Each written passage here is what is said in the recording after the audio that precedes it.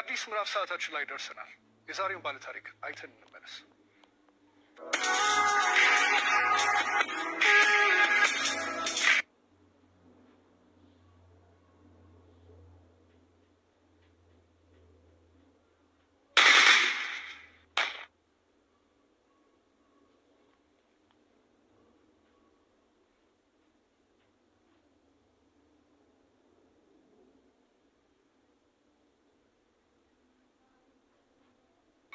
ስሜ ብርቱካን እባላለሁ። ተወልጄ ያደኩት ስናን ወረዳ ነው። ከእናትና ከአባቴ የመጀመሪያ ልጅ እኔ ነኝ።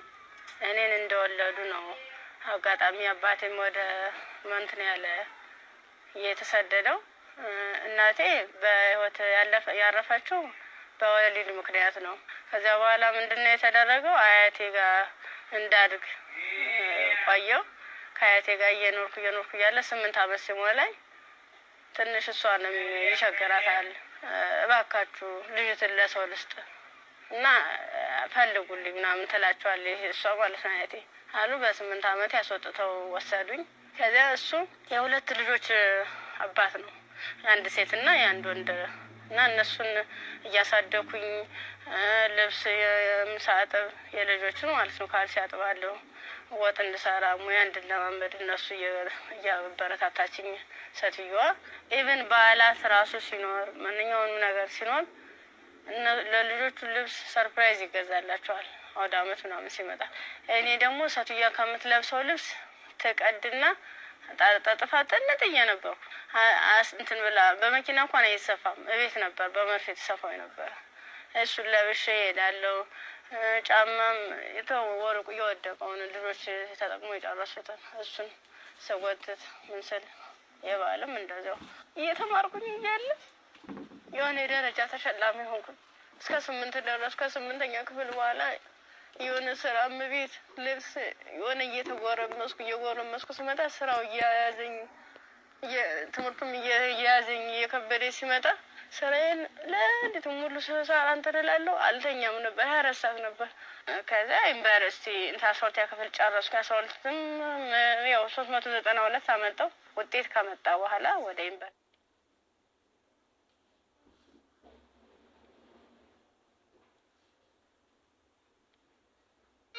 ዲፓርትመንት መረጥ በፋርማሲ ስገባ በቃ እነሱ ራሱን ማበረታታት ጀመሩ። አይዞሽ ኢቭን ደፍተር እስክሪብቶም የሃንዳውትም ሙሉ ነገሩን እየሸፈኑልኝ ነበር እነሱ ነበሩ፣ ቢሮ ላይ ማለት ነው።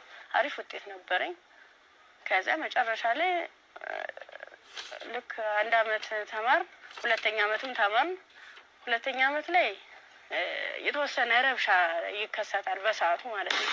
ረብሻ ሲፈጠር ምንድነው 3 ሰዓት ነው ከሌሊቱ 3 ሰዓት ላይ እኔ አጋጣሚ ከልጆች ጋር እንትን ነበርኩ፣ ላይብረሪ ነበርኩ። እኔ ወደ ውስጥ ስንመለስ ውስጥ ላይ የሆነ ሰው ሲተኩስ ከውጭ ላይ ይቀባበላሉ። ከዛ ኧረ ምንድነው በዚህ ውጡ፣ በዚህ ወረዱ፣ እንዲህ ጎንበስ በሉ፣ እንትን ተኙ፣ ተንበልበሉ ምናምን ይሉናል።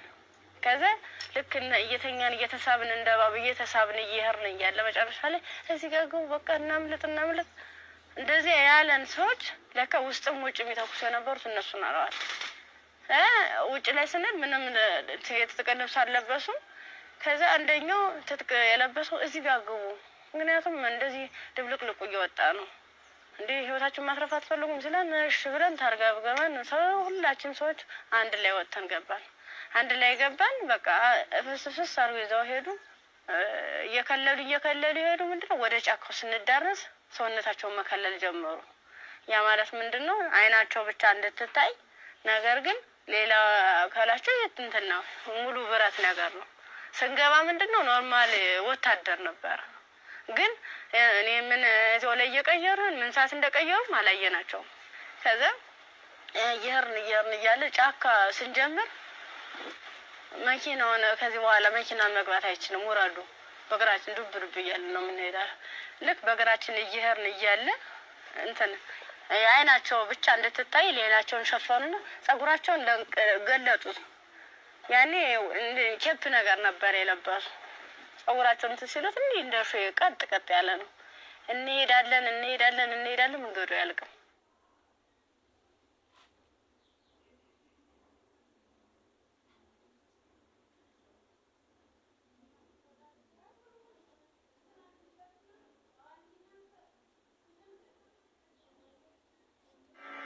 መድረስ አይቀርም። ስንደርስ ምንም ነገር የለም፣ ቤት የለም፣ ምን የለም። በቃ የሆነ ሜዳ ነገር አለ፣ ትክክለኛ እንትን ማለት ነው፣ አረንጓዴ ነገር አለ።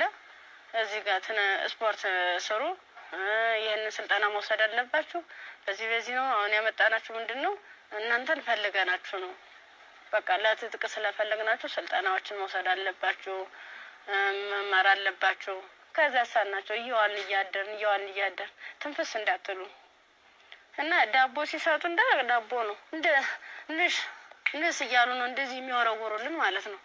አይጠጉንም ሁሉ ከዛ እየወረወሩልን እያነሳን እንበላለን። ያው ሆድ አይደለም ይርበናል። የምንጠጣው ውሃ ስናጣ ደግሞ በለበስነው ልብስ እየዘፈዘፍን ምንጭ ነገር እናገኛለን። ወራጇ ዝም ብሎ ቆሻሻ የተገደበ ነገር እናገኛለን። እሱን ልብሳችንን እንዘፈዝፍና እንዲህ ለመጥለቅም ስለሚቀፍ ልብሳችንን ዘፈዝፍና ልብሳችን እየጨመቅን ነበር፣ እንደዚህ ያንጠፈጠፍን ነበር ልብሳችን።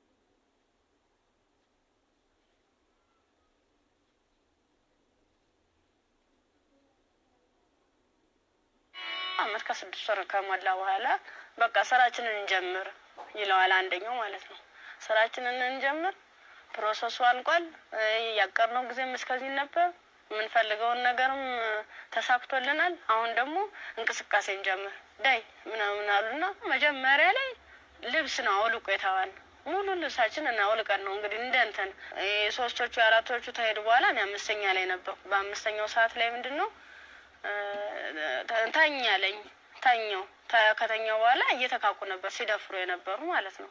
ከዛ እየተካኩ እየደፈሩ ከደፈሩ በኋላ ምንድን ነው እንትን ራሴን ስስት አይ እንደዚያ ከሆነማ በዚህ ነው ስሜታችን የሚኖር ይልና እንደዚህ ያደርጋ የሆነ እንደ 6 አይነት ነገር እንደ ስድስት ይሆናል። እንደ ፌሮ እንዲህ ነው ቀጥታ እንደዚህ ሲወጉ የነበረ ማለት ነው። ጥቅጥቅ ካደረጉት በኋላ ስዳስሰው ራሱ ቁስሉ ይታወቀኝ ነበረ። ዘንዲ ታኝቼ ወዲ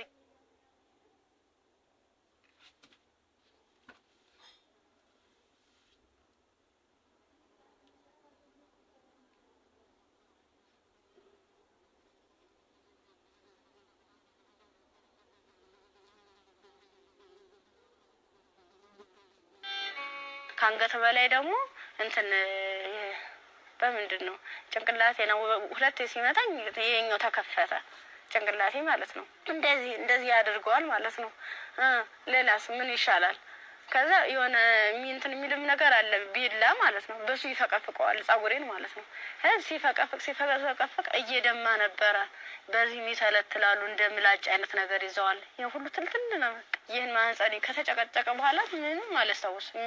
ተጣል ምን ሆነ ግን ምንድነው በ6ኛ ቀና ብዬ እንትን ስል ምንም ነገር የለም። ከጎኔም ሬሳ አለ፣ ከጎኔም ልጅ ትላለች። በቃ ከሷ የተሻልኩ ስለሆንኩ የለበስኩትን አረቄን ልብሴን ሙሉ አርጌ አውልቄ እንትን አሰርኩት። ተንትኑ ጋር አጣብቄ አስሬ እየጎተትኩ ያ ማለት ምንድነው እኔ ሙሉ አካል ስላለኝ ነው። ያንስ አድርጌ ነበር እየጎተትኩ የተላቀስ ርያል በቃ እርቃንሽን ሆነሽ በጣም ነው የሚያሳዝነው።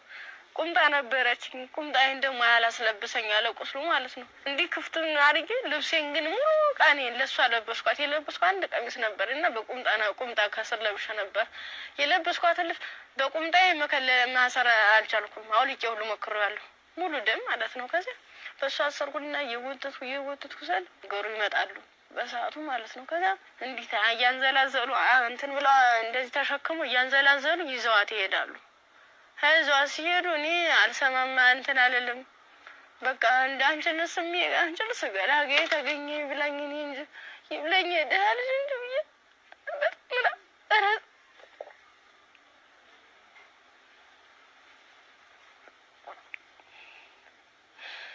ይብለኝ እኔ እንጂ ብዬ ያርኩኝ። ከዛ ያርኩኝ አላውቀውም። ሀገሩን እንዳልጠይቅ ምኑን ልጠይቃቸው በቃ ውስጥ የተጨነቀው ሁሉ። መጨረሻ ላይ ጫካውን ስጨርስ ከተማ አገኘሁ። ከዛ አባቴ እኔ የምልህ ዩኒቨርሲቲ ተማሪ ነበርኩኝ እና ልብሴን አጋጣሚ ልብስ ለብሼ ሂጅ ሌባ ወስዶብኝ ነው። እስኪ እባክህ ግዛልኝ አልኩ። ስለው 50 ብር የሚል ስናገኝ ከሱ ላይ 50 ብር ከፍሎ ልክ አንድ ዝም ብሎ ጥቁር በጥቁር አይነት ነገር ነው እሷን አለበሰኝና በቃ ልጅሽ ሊል ብሎ ዩኒቨርሲቲ ሲሄድ ቀጥታ ዳይሬክተሩ ቢሮ ነው የገባሁት።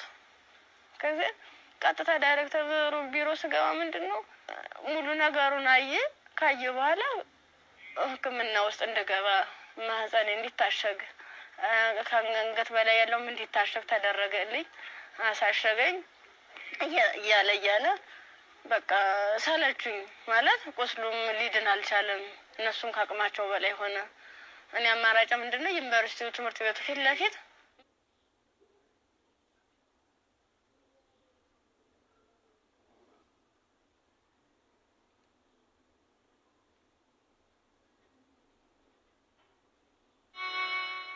እንደ ኢንፌክሽን ፈጥሯል መሰለኝ። ብዙ ቀን ስለቆየው 6 ቀን ማለት ቀላል አይደለም።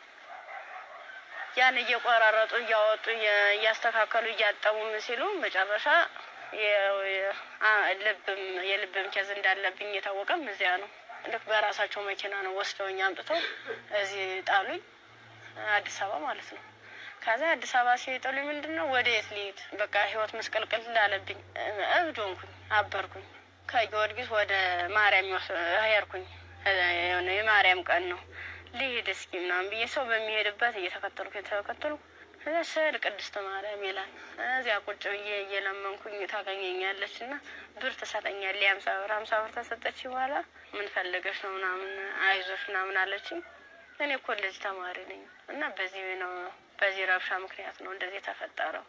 እንዴት ላድርግ እንዴት ልሄድ ብለሽ አልኳት። የት ልሄድ ብለሽ ስላት አይ እንደዚህማ ከሆነ ከኔ ልቅ ጤና ጣቢያ እንውሰድሽ ብሎ ጤና ጣቢያ ሲሄድ የምጥ መርፌ ሰጡ። እስቲሽ አደረጉ። ተወለደ። ከተወለደ በኋላ በጣም ራበኝ። በቃ ምኑን ላጥበው ማጠው ሳጣ ሲርበኝ ማዘር ቴሬዛ ጋር መጣሁኝ። ምን ላድርግ አልኳት። በቃ ጨለመብኝ፣ እባክሽ አስገብኝ ስላት ከጎንሽ አለን ብላ መድኃኒቶቹንም ያንዳንዱ የሕክምና ክትትሎችን እያደረጉልኝ ውስጥ ላይ ከነሱ አቅም በላይ የሆነውን ሪፈራል ተጻፈልኝ። በረንዳ ላይ የነበርኩት ወደ ቤት እየተቀየረ ሰው ቤት ማደር ጀመርኩ። እያልኩኝ በእነሱ ጥረት በእነሱ ጥንካሬ በማዘር ቴሬዛ ማለት ነው ለልጁም ሆነ ለእኔ ሕክምና ወጪዎችን እያንዳንዷን እየሸፈነች እሷ እንደ እናት ሆና እየመከረችኝ እያጽናናችኝ እንባዬን እያበሰ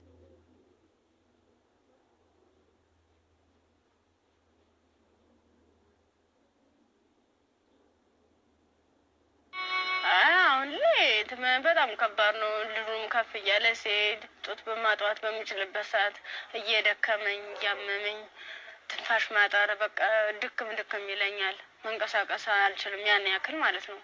ብዙ መድኃኒቶችን ነው የምወስደው። የሚዋጥ መድኃኒት አለ፣ መርፌ አለ እና እነሱን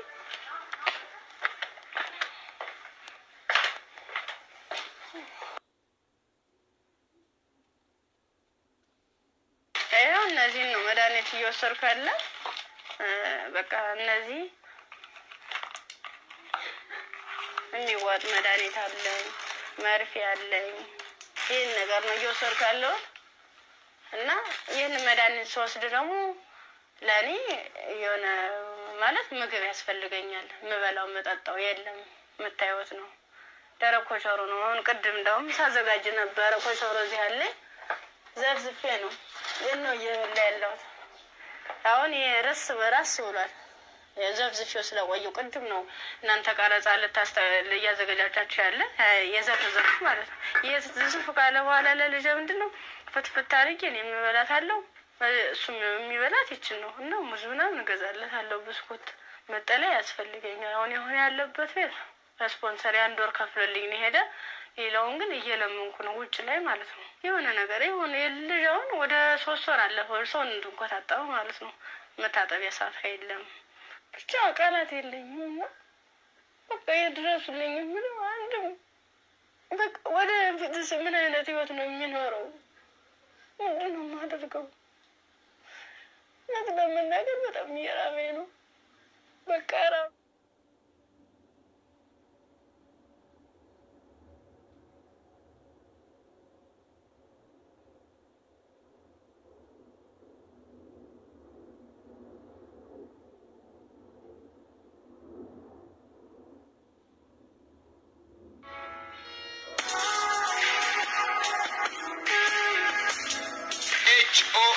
ሞተር ዘይት ለአፍሪካ መልክዓ ምድር እጅግ ተስማሚ በሆነ በጀርመን ቴክኖሎጂ በከፍተኛ ጥራት የተመረቱ ኤችኦኤች ሞተር ዘይት፣ ኤችኦኤች ግሪስ፣ ኤችኦኤች ኢንዱስትሪያል ዘይቶች። የአቅርቦት እጥረት አይታሰብም።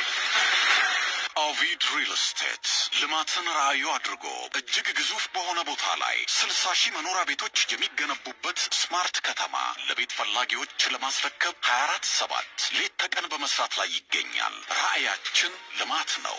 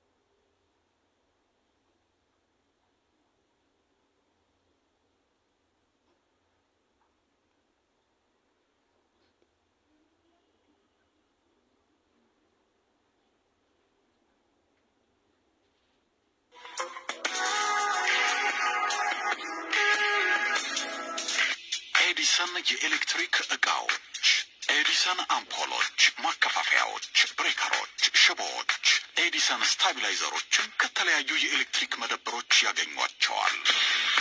ኤዲሰን ታላቅ ስም። የብርቱካንን ታሪክ ነበር አይተን የተመለስ ነው። ከዚህ ቀደም ብዙ አይነት እንደዚህ አይነት ታሪኮች ተሰርተዋል። ግን ይሄ እውነት ከኢትዮጵያዊነት የወጣ ፍጹም ኢትዮጵያ ውስጥ ይሄ ነገር ሲያጋጥማሉ ብለን እንድናስብ ራሳችንን እንድንጠይቅ የት ነው ያለ ነው የቱ ጋር ደርሰናል ብለን ያየንበትም ታሪክ ነው። ብርቱካን በጣም ተስፋ የነበራት ለዓላማዋ ታግላ እዚህ ጋር የደረሰች ጎበዝ ጠንካራ ወጣት ተማሪ ነበረች። ከዛ በኋላ ግን የመጣባት ነገር የሚያሳዝን ነው። የመጣባትን ነገር መቋቋም ባልቻለችበት ሁኔታ ላይ ደግሞ ተጨማሪ ነገር ወደ ህይወቷ መጣ። ያም ልጇ ነው እና ለልጇ ብርቱካን ምን ብላ ይሆን ታሪኳን የምትነግረው ብዬ ሳስብ ነበር። በጣም የሚያስጨንቅና የሚረብሽም ጭምር ነው። የእሷም ህይወት ተበላሸ ስንል እንደገና ደግሞ ህጻን ልጅ ወደዚህ አምጥታለች። የዛ ህጻን ልጅ ተስፋውስ ምንድን ነው? ነገስ የሚመለስለት መልስ ምንድን ነው? ይሄ ልጅስ እንዴት አድርጎ ነው አድጎ ሀገርን የሚረከበው ብለን እንድንጠይቅ የሚያደርገንም ይመስለኛል። የብርቱካን ታሪክ በጣም ብዙ ሴቶች ላይ ያጋጥማል። ግን ደግሞ ይሄኛው የሚዘገንንና ለመስማትም ለጆሮም ለማየትም የሚቀፈው ነው ያገኘሁት። ያው ሰው ስትሆኝ ትፈተኛለሽ። አንዳንዴ የፈተናም አይነት አለው እንዴት ያለሽ በቃ በእርግጥ ላያስችል አይሰጥም ይባላል። ግን ደግሞ አንዳንዴ ከመቻል በላይ የሚሆኑ ፈተናዎች አሉና እንደ ኢትዮጵያ እንደ ሀገር ደግሞ ስታስቡ እንደዚህ አይነት ሁኔታ የሚደረግበት ማህበረሰብ ውስጥ ነው እንደ ያለ ነው። በምን አይነት ሁኔታ ነው ህይወታችንን እየመራን ያለ ነው የሚለው ራሱ ሌላ ጥያቄ ነውና በጣም ከባድ ነው። የብርቱካን ቪዲዮ እኔም ቁጭ ብዬ ሳየው እውነት ለመናገር አንደበት የለኝም። ከአእምሮ በላይ ነው። እጅግ በጣም የሚሰቀጥጥና የሚዘገንን ከመሆኑ ብዛት የተነሳ ጭራሽ እንደውም ፊልም ነው እንዴ አክቲንግ ነው እንዴ የሚያስብል ሁላ። ምክንያቱም ያው ብዙ ሆረር ፊልሞችን እንሰማለን፣ ግን የእውነት መሬት ላይ የወረደ እንደዚህ በዚህ ልክ የሚሰማ ነውር ሁላ አለ ወይ እስከ ማለትም ድረስ አለና ብርቱካን እንግዲህ ስቱዲዮ ውስጥ ትገኛለች። አብረን ቆመን እንቀበላለን። እንኳን ደህና መጣሽ። እንኳን ደህና መጣሽ።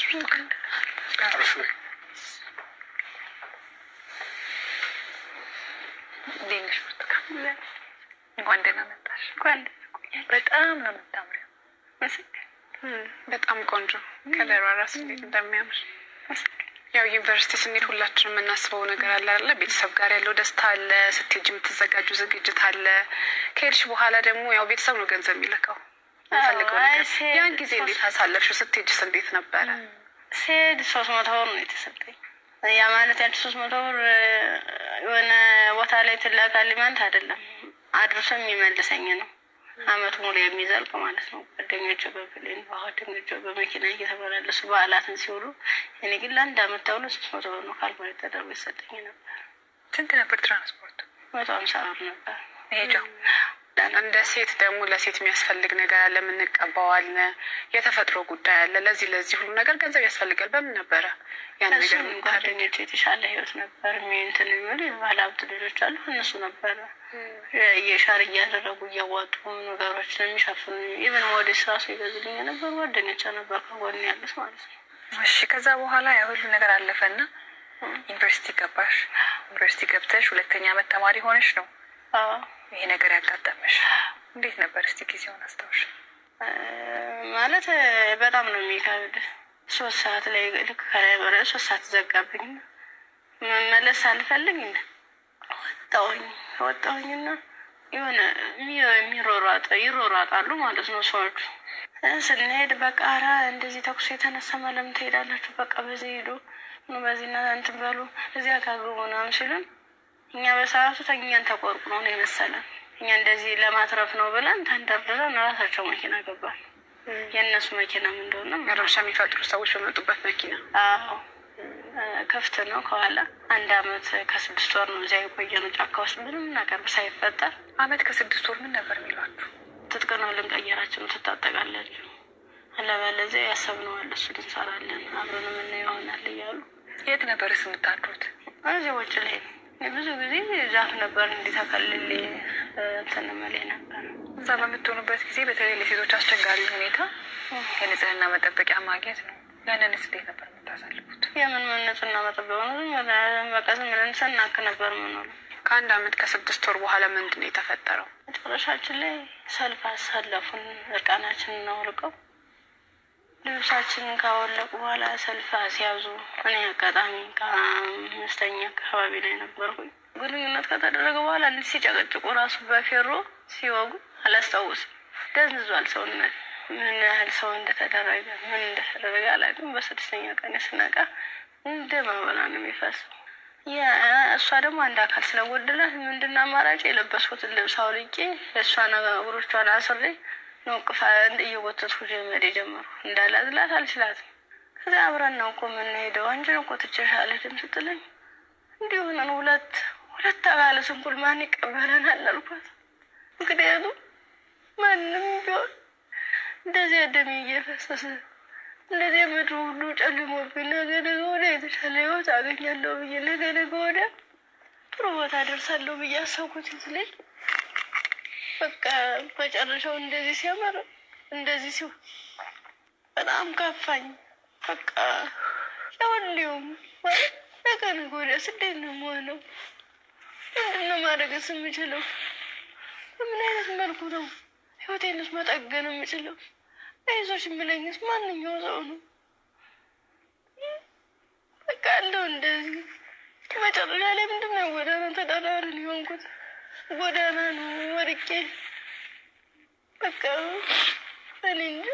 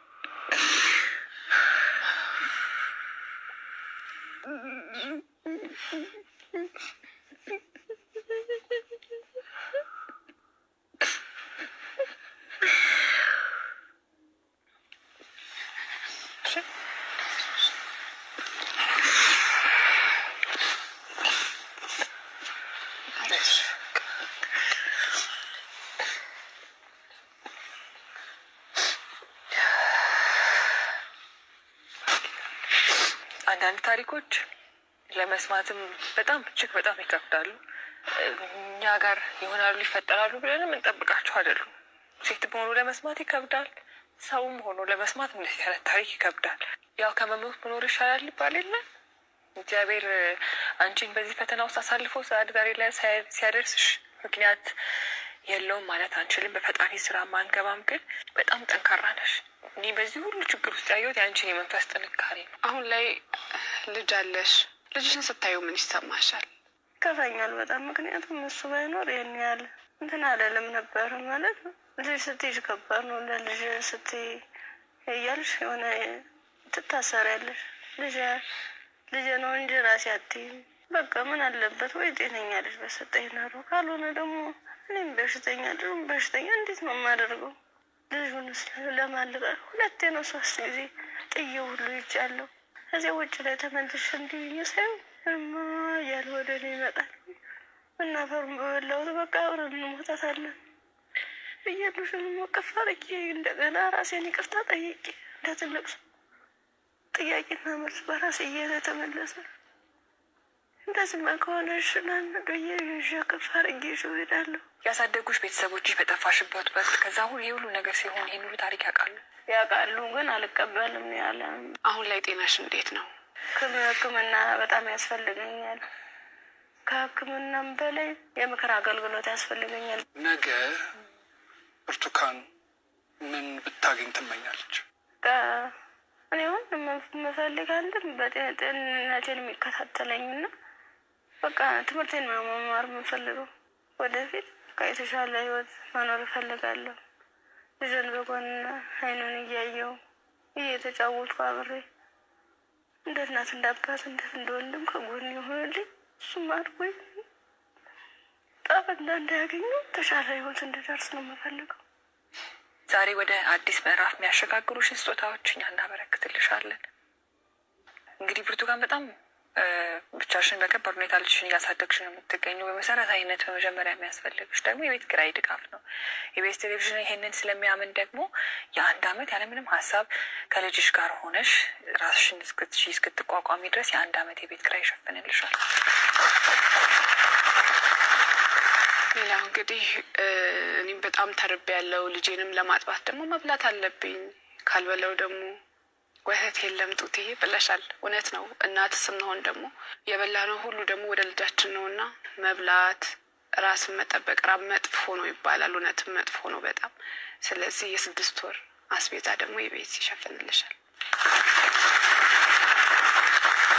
ከቤት ኪራይና ከአስቤዛ በተጨማሪ ደግሞ የልብስ ማጠቢያ ማሽን ኢቢኤስ ቴሌቪዥን ያበረክትልሻል። በጣም ትምህርትሽን ትወጃለሽ፣ መማር ትፈልጊያለሽ፣ መለወጥ ትፈልጊያለሽ። ባላሰብሽው ባልጠበቅሽ ሁኔታ ከትምህርትሽ ገበታ ወደኋላ ቀርተሻል። ያኔት ኮሌጅ ደግሞ በመረጥሽው በፋርማሲ ሊሆን ይችላል፣ በነርሲንግ እንዲሁም ደግሞ በላብራቶሪ ቴክኒሽያንነት 2 ቅርንጫፎች አሉ። ከሁለቱ በአንዱ ቅርንጫፍ መርጠሽ ትምህርትሽን እንድትከታተይ ትምህርት ቤት ወጪሽን ሙሉ በሙሉ ይሸፍንልሻል። እኛም ህልምሽ ተሳክቶ ስትመረቂ ደግሞ ለመምጣት ያውቃል። ሌላው ደግሞ የሰው ልጅ ሁሉም ነገር ለማድረግ ጤናው ነው ቅድሚያው ነገር እና ብርቱካን የልብ ኬዝም አለባት። እንዲሁም ልጇም እንደዚሁ ሕክምና ያስፈልገዋል። ከምንም ነገር በላይ ደግሞ የሳይኮሎጂ ባለሙያዎች እንደዚሁ የሚያዩ ይኖራሉና የሕክምና ድጋፍ ያስፈልጋታል በተለያየ አይነት መንገድ። የልብም እንደዚሁ የሳይኮሎጂም የልጇም ጤናም ጭምር ማለት ነው እና በዚህ ላይ ደግሞ ድጋፋችሁ እንድታደርጉ እንላለን እኛ። እንዲሁም ደግሞ ሀገር ውስጥም ከሀገር ውጭም ያላችሁ መልካም ደጋግ ኢትዮጵያውያን ይህን ፕሮግራም የምትከታተሉ እንግዲህ መቼም ዝም እንደማትሉ ፍጹም እምነታችን ነው። ከብርቱካን ጎን ነን የምትሉ በዚህ አድራሻዋ ታገኟት ትችላላችሁ። በቃ ሙሉ ነገር ላደረጋችሁልኝ እገዛ ላደረጋችሁልኝ ሁሉ ነገር ትብብር ከልብ አመሰግናለሁ። ኢቢኤስ ቴሌቪዥንም እድሜ ጤና ይስጥልን። በጣም ነው የማመሰግነው። እወዳችኋለሁ፣ አከብራችኋለሁ። ነገ ወደ ደግሞ የእኔ ህይወት ተሳክቶ የኔ መጥቼ እናንተ መጥቼ እዚህ ውስጥ የማስደስትበት ቀን ይናፍቀኛል። ደግሞም አደርገዋለሁ። እናምናለን እኛ። የአዲስ ምዕራፍ ሰዓታችን ይህን ይመስል ነበረ።